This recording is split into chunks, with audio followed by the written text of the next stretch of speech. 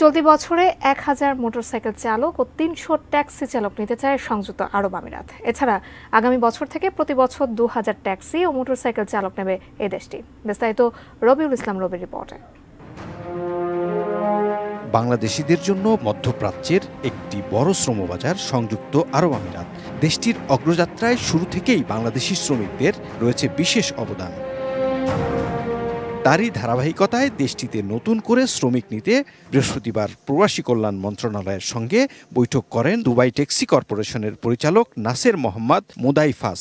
বৈঠক শেষে এবছর থেকেই নতুন করে ট্যাক্সি ও গাড়ি চালক নেয়ার কথা জানালেন প্রবাসী কল্যাণ ও বৈদেশিক কর্মসংস্থান প্রতিমন্ত্রী শফিকুর রহমান চৌধুরী।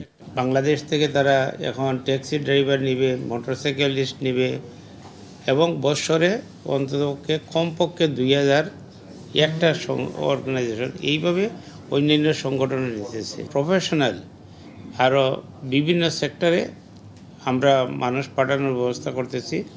ইনশাল্লাহ উইল ওয়ার্ক টুগেদার।